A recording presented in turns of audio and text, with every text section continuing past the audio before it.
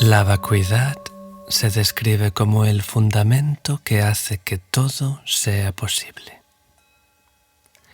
Esta sensación de apertura que experimentamos cuando simplemente dejamos que nuestra mente repose se conoce en términos budistas como vacuidad.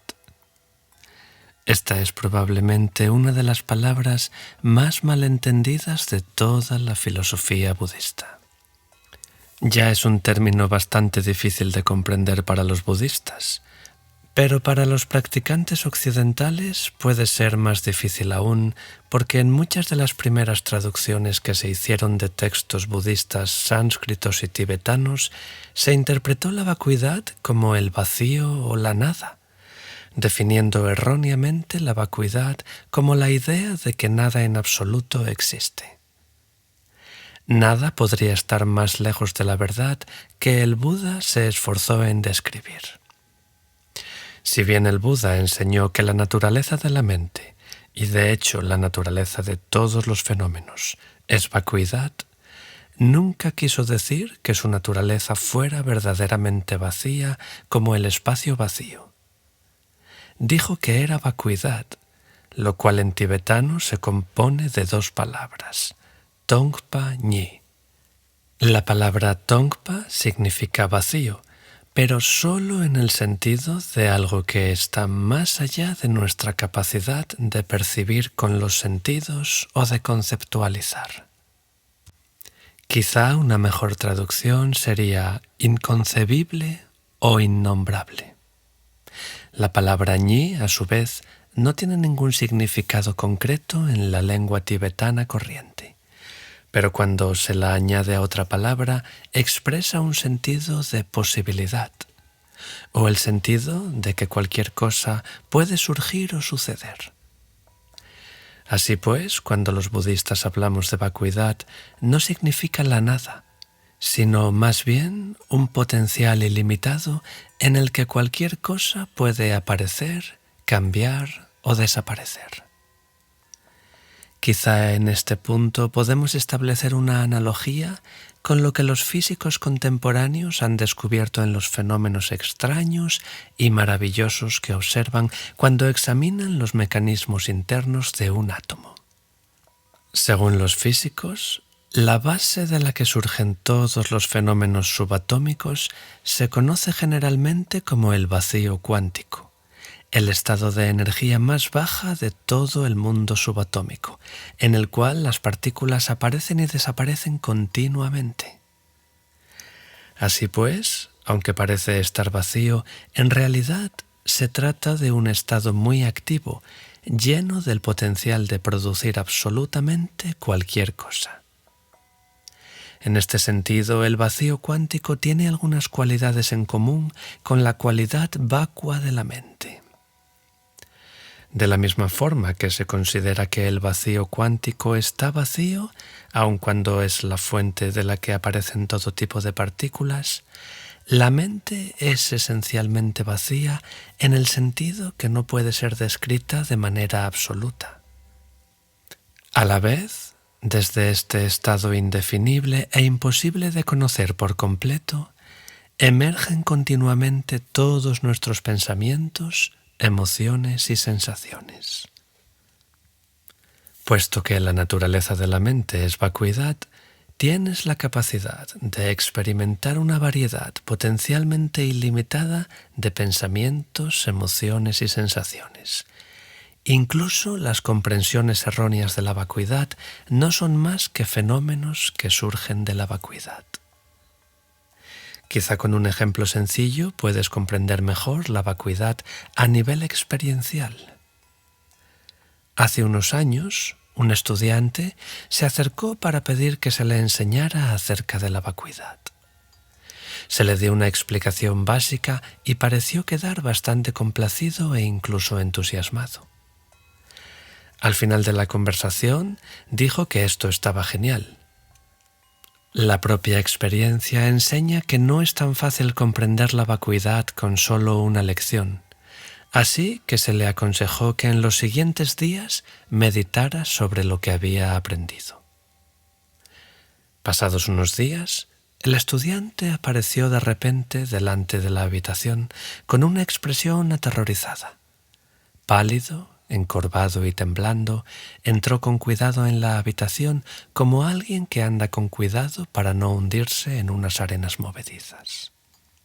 Cuando finalmente se detuvo delante del lugar donde estaba sentado, dijo: «Maestro, dijiste que meditara sobre la vacuidad, pero la noche pasada se me ocurrió que si todo es vacuidad, entonces todo este edificio es vacuidad, los pisos son vacuidad, y la tierra que lo sostiene es vacuidad. Así pues, ¿por qué no caemos a través de los pisos y en la tierra?» Esperamos a que acabara y como respuesta le preguntamos: ¿y quién sería el que caería? Pensó por unos momentos sobre ello.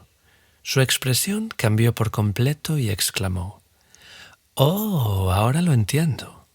Si el edificio es vacuidad y las personas son vacuidad, no hay nadie que pueda caerse ni nada a través de que caerse». Exhaló un profundo suspiro, su cuerpo se relajó y los colores le volvieron a la cara. Se le pidió que siguiera meditando sobre la vacuidad a la luz de su nueva comprensión. 2 o 3 días más tarde vino de nuevo a la habitación de improviso. Pálido y tembloroso de nuevo, entró en la habitación y se veía claramente que estaba intentando aguantarse tanto como podía la respiración, como si tuviera miedo de exhalar. Se sentó delante y dijo: «Maestro, he meditado sobre la vacuidad como me indicó y he comprendido que de la misma forma que este edificio y la tierra que lo sostiene son vacuidad, yo también soy vacuidad». Pero a medida que seguía el curso de esta meditación, profundizando más y más en ella, llegó un momento que ya no veía ni sentía nada. Me da mucho miedo pensar que si no soy nada más que vacuidad, me podría morir. Por esto he venido corriendo a verte esta mañana. Si no soy más que vacuidad, entonces no soy básicamente nada, y no hay nada que me impida el disolverme en la nada. Cuando terminó, se le preguntó: «¿Y quién es el que se disolvería?». Se esperó unos momentos para que absorbiera la pregunta y seguimos hablando. «Has confundido la vacuidad con la nada. Casi todas las personas cometen este mismo error al principio e intentan comprender la vacuidad como una idea o concepto. Yo también lo cometí, pero en realidad es imposible comprender conceptualmente la vacuidad. Solo la puedes reconocer por experiencia directa. No te estoy pidiendo que me creas, lo único que te digo es que las próximas veces que te sientes para meditar, hazte las preguntas: si la naturaleza de todas las cosas es la vacuidad, ¿quién o qué es el que podría disolverse? ¿Quién o qué hay que haya nacido y quién o qué hay que pueda morir? Prueba esto y puede que te sorprendan las respuestas que te encuentres». Con un suspiro, aceptó seguir intentándolo. Unos días más tarde volvió a la habitación con una sonrisa apacible y anunció: «Creo que estoy empezando a comprender la vacuidad». Se le pidió que lo explicara y contestó: «He seguido las instrucciones y después de meditar durante mucho tiempo sobre ello, he comprendido que la vacuidad no es la nada, porque debe de haber alguien antes de que pueda haber nada. La vacuidad lo es todo. Todas las posibilidades imaginables de la existencia y de la no existencia ocurriendo a la vez. Si nuestra naturaleza es la vacuidad, por tanto, no se puede decir que nada muera de verdad, ni que nada nazca de verdad, porque la posibilidad de ser de una cierta manera y de no ser de una cierta manera está siempre presente en nosotros». «Muy bien», se le contestó. «Ahora olvídate de todo lo que has dicho, porque si intentas recordarlo exactamente, vas a convertir todo lo que has aprendido en un concepto y tendremos que volver a comenzar». dos realidades, la absoluta y la relativa. La verdad última no se puede enseñar ni basarse en la verdad relativa. Nagaruna. Muchos de nosotros necesitamos tiempo para contemplar y meditar a fin de comprender la vacuidad. Cuando se enseña sobre este tema, muchas veces la primera pregunta que me hacen es: bien, si el fundamento de la realidad es la vacuidad, entonces, ¿de dónde viene todo? Es una buena pregunta y es, de hecho, una pregunta muy profunda. Pero la relación entre la vacuidad y la experiencia no es tan sencilla, o más bien, es tan sencilla que es muy fácil no verla. Es, en realidad, en base al potencial ilimitado de la vacuidad que los fenómenos, un término muy general que engloba los pensamientos, emociones, sensaciones e incluso los objetos materiales, pueden aparecer, moverse, cambiar y finalmente desvanecerse. Más que entrar en disquisiciones sobre la física cuántica, la disciplina de la física actual que examina la materia a nivel atómico y subatómico, de la que debo admitir que no soy para nada un experto, la mejor manera que he encontrado de descubrir este aspecto de la vacuidad es volviendo al ejemplo del espacio, tal y como se entendía en la época del Buda. Una amplitud abierta que no es una entidad en y por sí misma, sino un fondo frente al cual las galaxias, las estrellas, los planetas, los animales, los seres humanos, los ríos, los árboles y demás cosas aparecen y se mueven. Si no hubiera espacio, ninguna de estas cosas podría aparecer distinta o individualmente. No tendrían lugar. No habría un fondo frente al cual pudieran ser vistos. Las estrellas y planetas solo pueden llegar a existir, moverse por el universo y finalmente disolverse frente al entorno de fondo del espacio. En nuestro propio caso, es solo gracias al espacio que nos rodea que podemos quedarnos de pie, sentarnos y entrar y salir de una habitación. Nuestro cuerpo está lleno de espacio.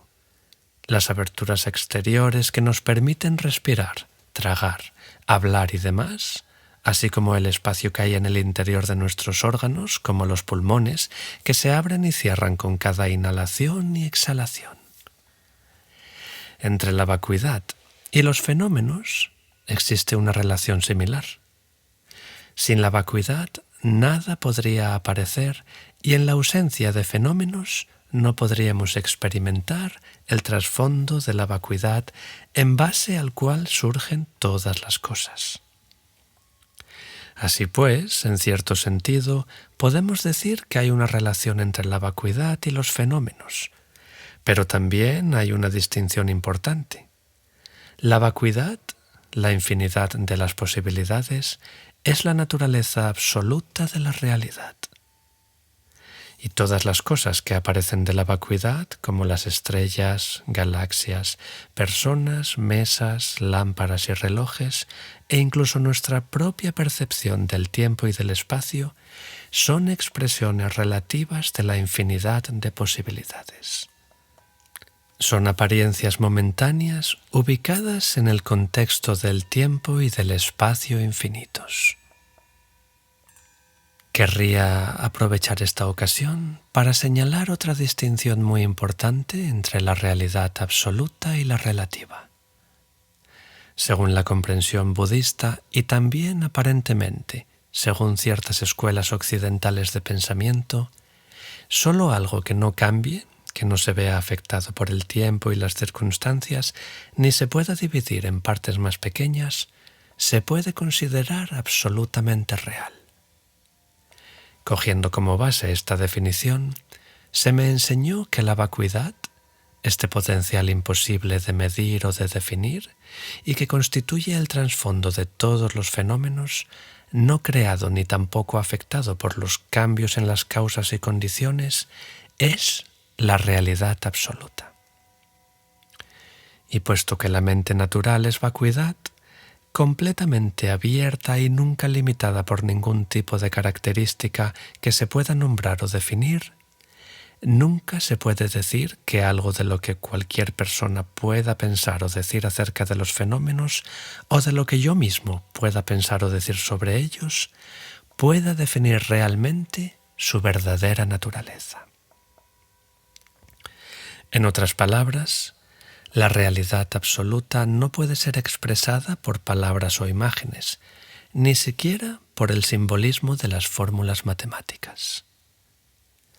Me han explicado que algunas otras religiones también comprenden que la naturaleza de lo absoluto no puede ser expresada por estos medios y por ello se niegan a describirla con nombres o imágenes.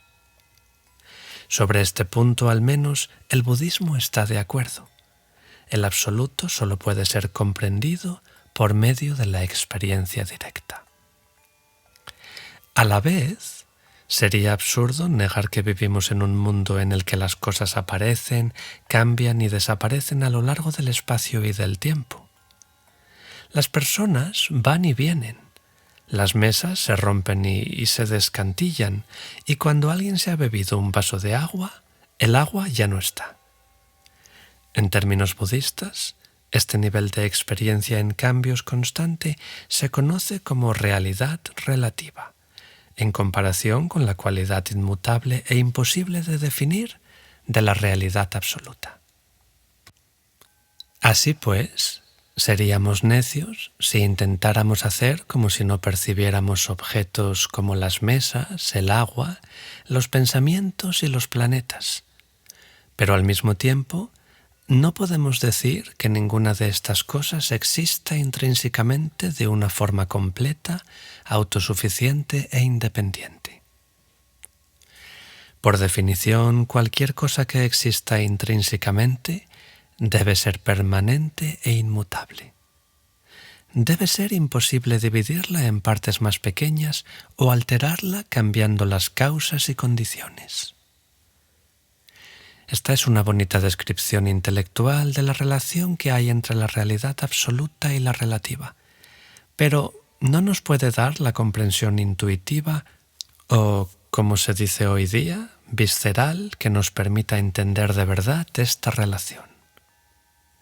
Cuando sus estudiantes le pidieron insistentemente que explicara la relación entre la realidad absoluta y la relativa, el Buda muchas veces recurrió al ejemplo de los sueños, señalando que las experiencias de nuestra vida despierta son parecidas a las que tenemos en sueños.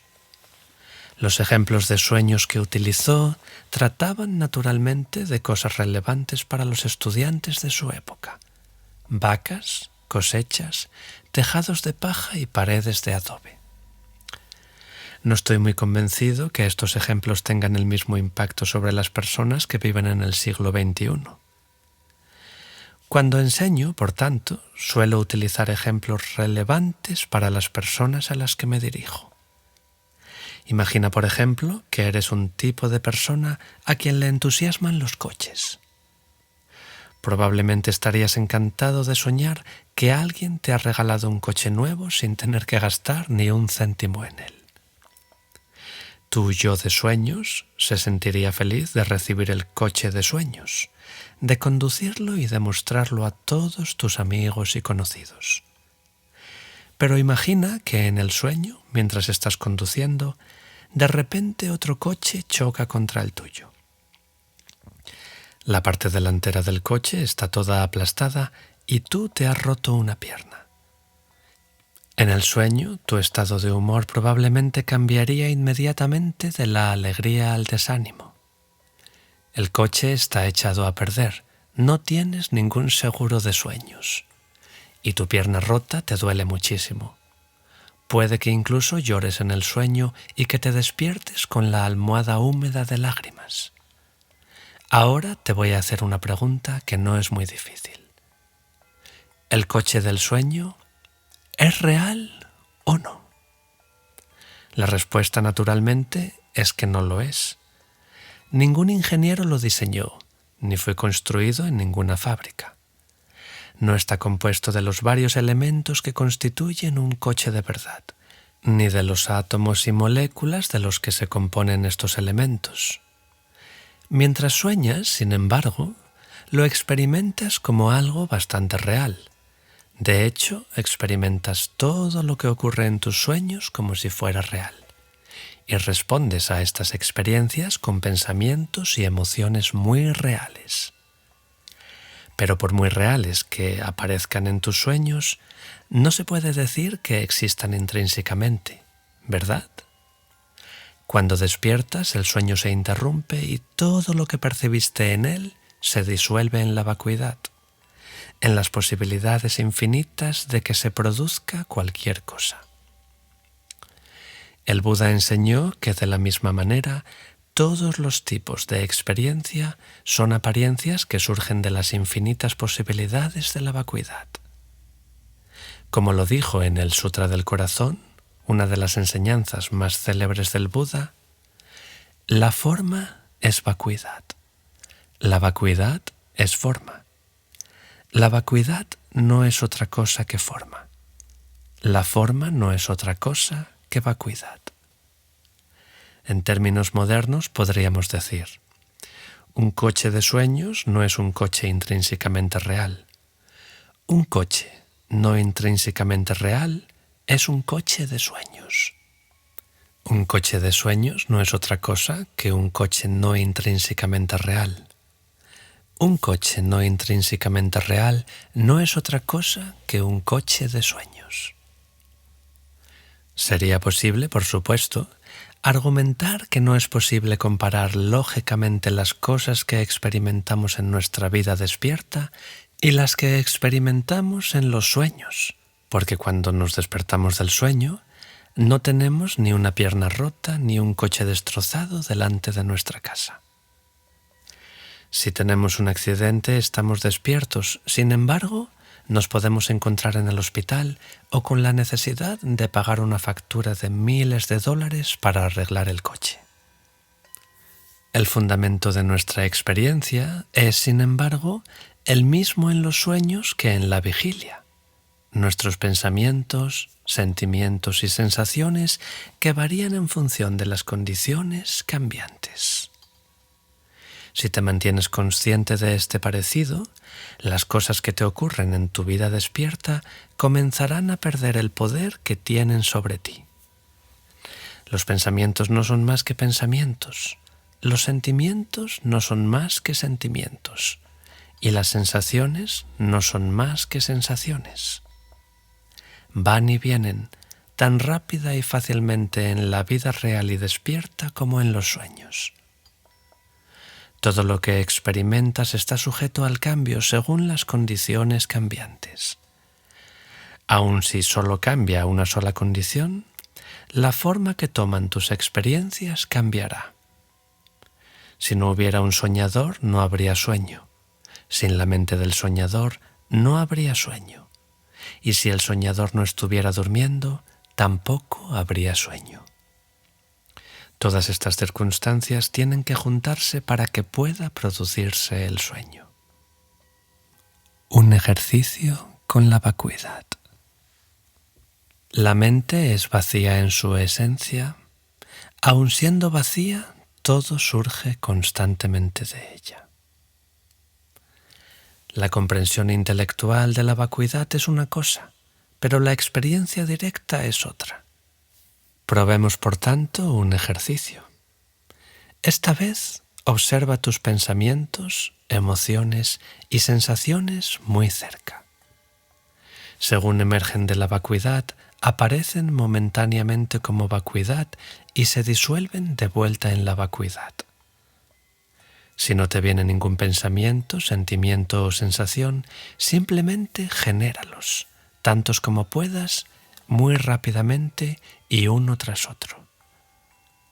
El objetivo principal de este ejercicio es observar tantas formas de experiencia como puedas.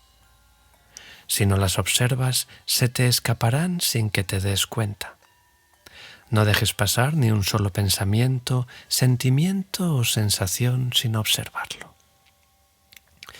Comienza sentándote con la espalda erguida en una postura relajada y respirando con normalidad.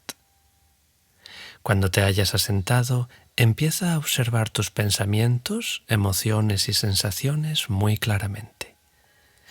Y recuerda, si no surge nada, solo tienes que empezar a parlotear en tu mente. Todo lo que percibas, ya sea dolor, placer, sonidos o lo que sea, obsérvalo con mucha claridad.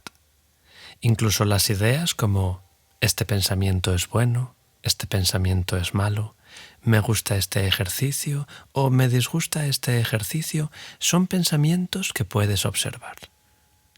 Incluso puedes observar algo tan sencillo como un escozor. Para que el efecto sea completo, por lo menos querrás prolongar este ejercicio durante 1 minuto. ¿Estás listo? Pues adelante. Observa los movimientos de tu mente. Observa los movimientos de tu mente. Observa los movimientos de tu mente. Y ahora, para. El objetivo de este ejercicio es simplemente observar todas las cosas que pasan por el campo de tu conciencia. A medida que emergen de la vacuidad, aparecen momentáneamente y se disuelven de nuevo en la vacuidad. Es un movimiento como el de las olas de un gran océano, que se elevan y vuelven a caer. No se trata de bloquear tus pensamientos, emociones y demás, ni tampoco de ir tras ellos. Si los persigues, si permites que te lleven, entonces ellos te definen a ti y pierdes la capacidad de responder abierta y espontáneamente en el momento presente. En cambio, si tratas de bloquear tus pensamientos, tu mente se puede quedar bastante estrecha y pequeña. Este es un punto importante porque muchas personas creen erróneamente que la meditación significa detener deliberadamente el movimiento natural de los pensamientos y emociones. Es verdad que es posible detener este movimiento por unos instantes e incluso lograr con ello una sensación fugaz de paz, pero esta sería la paz de un zombi. Un estado completamente vacío de pensamientos y emociones es un estado desprovisto de discernimiento y claridad. Por el contrario, si practicas el dejar que tu mente esté exactamente tal y como está, tarde o temprano la mente se asentará por sí misma. Crecerá en ti un sentimiento de espaciosidad a la vez que aumenta tu capacidad de experimentar las cosas claramente y sin ninguna parcialidad. Cuando empiezas con tu conciencia a observar el ir y venir de estos pensamientos, emociones y demás, comienzas a darte cuenta que todos ellos son fenómenos relativos. Un pensamiento feliz se distingue por lo diferente que es de un pensamiento infeliz, de la misma forma que una persona alta se distingue como alta únicamente en contraposición a alguien más bajo.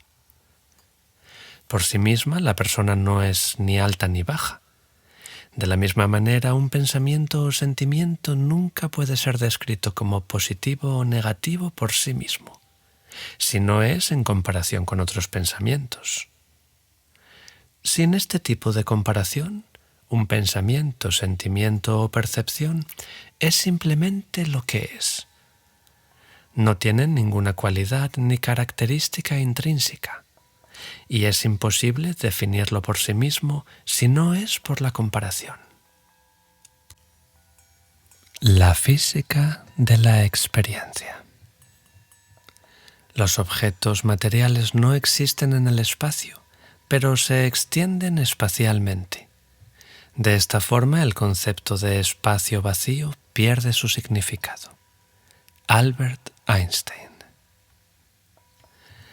En conversaciones con los científicos modernos, me han impactado algunos paralelismos entre los principios de la mecánica cuántica y la comprensión budista de la relación entre vacuidad y apariencia. Por lo diferentes que son las palabras, me costó un tiempo darme cuenta que estábamos hablando de lo mismo, de fenómenos que se despliegan momento a momento, causados y condicionados por una cantidad y variedad prácticamente infinita de ocurrencias. Al igual que la mecánica cuántica se desarrolló con el tiempo a partir de las leyes de la física clásica, también la descripción que dio el Buda de la naturaleza de las experiencias tuvo una evolución gradual, en la que cada idea se construye sobre otras anteriores según los niveles de comprensión de las personas que las escuchan.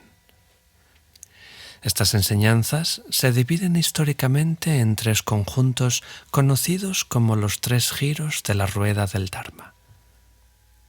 La palabra sánscrita Dharma significa aquí la verdad, o más sencillamente, cómo son las cosas. El Buda dio su primer ciclo de enseñanzas en un espacio abierto llamado el Parque de los Ciervos, cerca de Varanasi, un distrito de India que se conoce también como Benarés. Estas primeras enseñanzas describen la naturaleza relativa de la realidad en función de las experiencias físicas observables. Las enseñanzas del primer giro se suelen resumir en una serie de declaraciones que se denominan las 4 nobles verdades, pero que se podrían describir más precisamente como 4 vislumbres puros sobre cómo son las cosas. Se pueden resumir así. 1. La vida ordinaria está condicionada por el sufrimiento. 2. El sufrimiento resulta de causas. 3. Es posible extinguir las causas del sufrimiento. Y 4. Hay un camino sencillo por medio del cual es posible extinguir las causas del sufrimiento. En el segundo y tercer giros, el Buda empezó a describir las características de la realidad absoluta. El segundo giro, que fue dado en el Pico de los Buitres, se centró en la naturaleza de la vacuidad, en la bondad amorosa, la compasión y la bodhicitta. La bodhicitta es una palabra sánscrita que se suele traducir como la mente o el corazón del despertar. El tercer giro de la rueda, en el que el Buda describió las características fundamentales de la naturaleza de Buda, lo dio en diversos lugares de la India. Por sí mismos, estos 3 giros de la rueda son fascinantes por lo que nos dicen acerca de la naturaleza de la mente, del universo y de cómo la mente percibe las experiencias. Pero también permiten aclarar ciertas ideas que surgieron entre los primeros seguidores del Buda. Después de la muerte del Buda, sus seguidores no siempre se ponían de acuerdo sobre la interpretación precisa de lo que había dicho. Quizá algunos de ellos no habían oído los 3 giros de la rueda. Era absolutamente natural que hubiera desacuerdos entre ellos porque, como el Buda ya explicó repetidas veces, la esencia de sus enseñanzas no puede ser objeto exclusivo de la comprensión intelectual, sino que únicamente es posible comprenderla totalmente por medio de la experiencia directa. Las personas que solo habían recibido las enseñanzas del primer giro de la rueda desarrollaron 2 escuelas de pensamiento. Las visiones llamadas Vaibhasika y Sautrantika, que afirman que las partículas infinitesimales, llamadas Dultren y Dultren Chamé en tibetano, que significa respectivamente partículas más pequeñas y partículas indivisibles, son absolutamente reales en el sentido que son completas en sí mismas y que es imposible dividirlas en partes aún más pequeñas. Estas partículas fundamentales se consideraban los elementos esenciales constitutivos de todos los fenómenos. Nunca podían disolverse ni perderse, solo convertirse en otras formas. Por ejemplo, el Dultren Chamé de la madera no se pierde cuando el tronco arde, sino que se convierte simplemente en fuego o en llama. Este punto de vista tiene un cierto paralelo con la ley de la conservación de la energía, un principio básico de la física que afirma que la energía nunca se crea ni se destruye y únicamente se convierte en otras cosas. Por ejemplo, la energía química de la gasolina se puede convertir en la energía mecánica que impulsa un coche. Quizá te estés preguntando qué relación puede haber entre la evolución de la física moderna y el logro de la felicidad personal. Pero si tienes algo de paciencia con mis explicaciones, esta relación se aclarará. Las enseñanzas posteriores del Buda demostraron que el simple hecho que las partículas infinitesimales pudieran ser convertidas demuestra que un dultren o un dultren chamé es de hecho un fenómeno transitorio y que por tanto nunca puede considerarse como algo absolutamente o fundamentalmente real. Para dar un ejemplo de la vida cotidiana, piensa en el agua. En condiciones de frío, el agua se congela en hielo. A una temperatura corriente, el agua es un líquido y cuando la calientas, se evapora en forma de vapor. En experimentos de laboratorio, se puede separar las moléculas de agua en átomos de hidrógeno y oxígeno. Y cuando se examinan más detenidamente estos átomos, se descubre que están hechos de partículas subatómicas cada vez más y más pequeñas.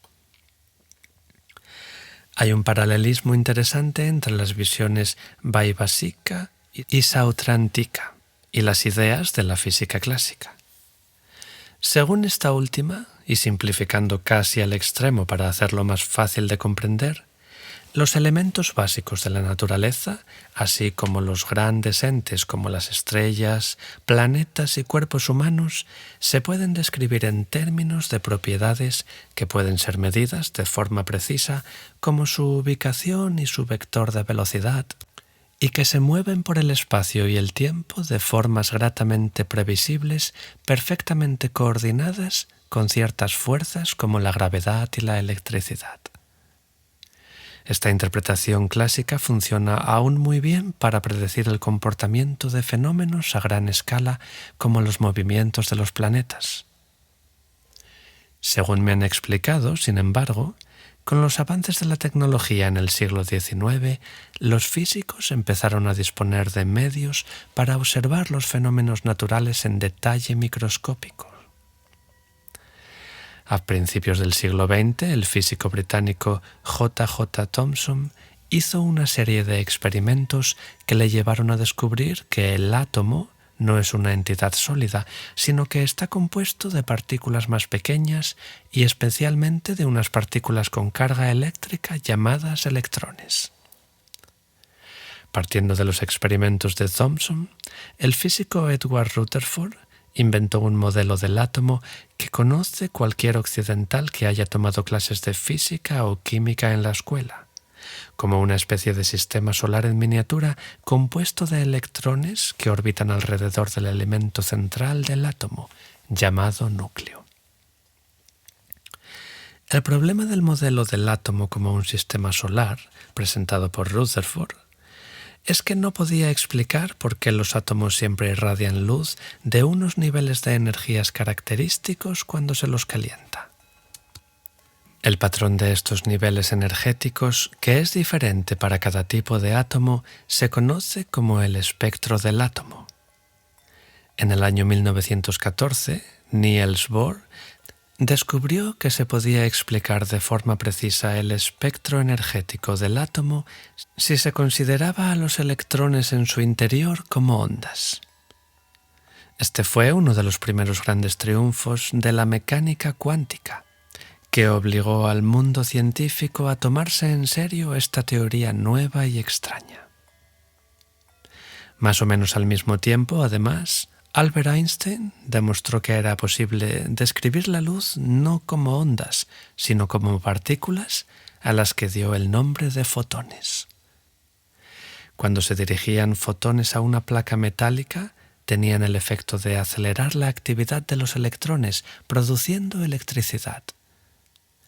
A raíz del descubrimiento de Einstein, bastantes científicos empezaron a hacer experimentos que demostraron que todas las formas de energía se podrían describir en términos de partículas.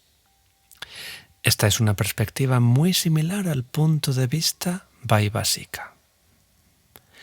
A medida que los físicos modernos continúan estudiando el mundo de los fenómenos subatómicos, siguen encontrándose confrontados al hecho que estos fenómenos, que podríamos considerar como los bloques básicos de los que está hecha la realidad o la experiencia, a veces se comportan como partículas y a veces como ondas.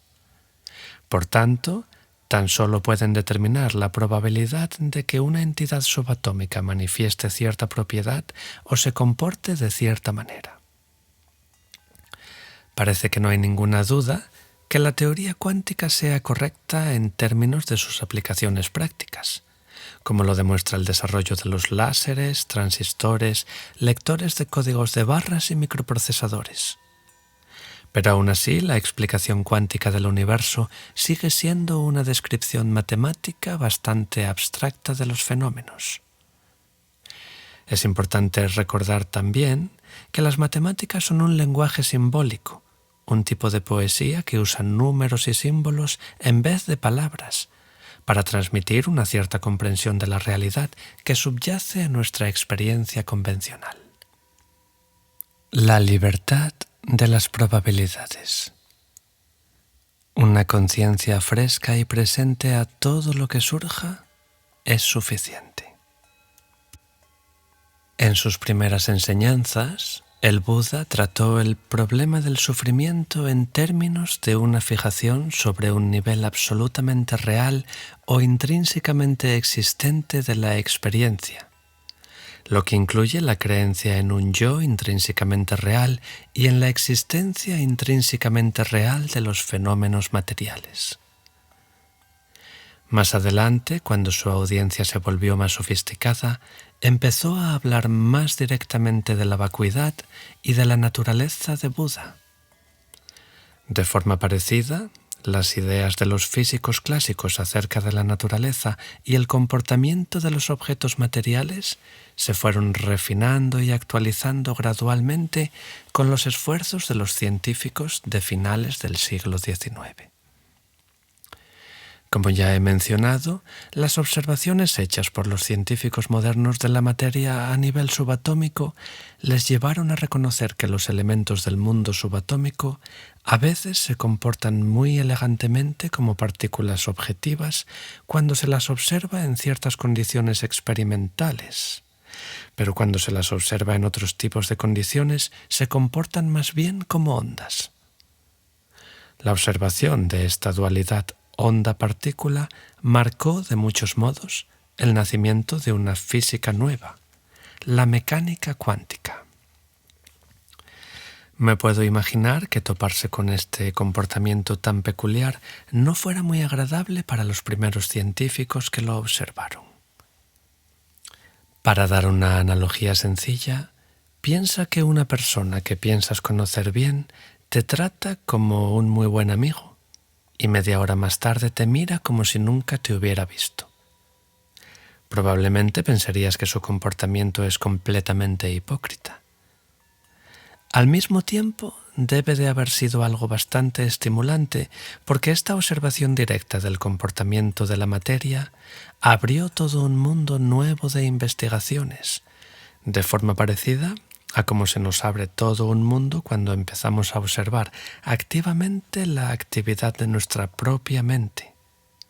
Hay tanto por ver y tanto por aprender. Con su aplicación habitual, los físicos de la primera mitad del siglo XX volvieron a sus pizarras para buscar la explicación de por qué las partículas se comportan a veces como ondas. Partiendo del modelo propuesto por Niels Bohr, en el que los electrones de los átomos se comportan como ondas, llegaron finalmente a una nueva descripción del mundo subatómico que describe en términos matemáticos muy precisos cómo todas las partículas del universo conocido pueden ser comprendidas como ondas y todas las ondas como partículas. O dicho de otra manera, las partículas de las que se compone el universo material todo entero se pueden ver desde una perspectiva como entidades y desde otra como sucesos que se extienden por el tiempo y el espacio. ¿Qué tiene que ver entonces la física con ser o no felices? A todos nos gusta considerarnos como individuos sólidos y distintos, con una personalidad y objetivos bien definidos. Pero si examinamos sinceramente los descubrimientos de la ciencia moderna, no nos queda más remedio que admitir que esta idea que tenemos de nosotros mismos se queda por lo menos incompleta. Las enseñanzas del Buda se agrupan a menudo en dos categorías: las que tratan de la sabiduría o la teoría y las enseñanzas sobre el método, la práctica. El Buda mismo comparó repetidas veces estas dos categorías a las dos alas de un pájaro. Para poder volar, un pájaro debe tener dos alas. El ala de la sabiduría es necesaria porque si no tenemos por lo menos una cierta idea de lo que buscamos, el ala de la práctica solo podrá aletear inútilmente. Las personas que van al gimnasio, por ejemplo, tienen por lo menos una idea general de lo que quieren conseguir a base de correr en un tapiz rodante o levantar pesas. El mismo principio se aplica a la hora de reconocer directamente nuestra capacidad innata de ser felices. Tenemos que saber a dónde vamos para poder llegar hasta allí.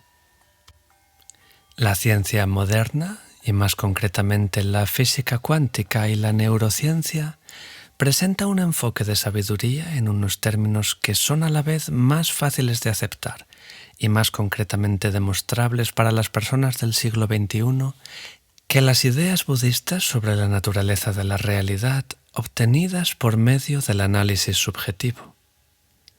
No solo ayudan a explicar por qué funcionan las prácticas budistas en términos de un análisis científico impecable, sino que también nos ofrecen reflejos fascinantes de la comprensión budista de los Dul Tren Chamé, los fenómenos momentáneos que aparecen y desaparecen instantáneamente según los cambios en las causas y las condiciones. Pero debemos adentrarnos más aún en las profundidades de la ciencia para descubrir algunos de estos paralelos. Si te gusta lo que escuchas, considera suscribirte al canal y darle a me gusta para ayudarnos a seguir compartiendo contenido.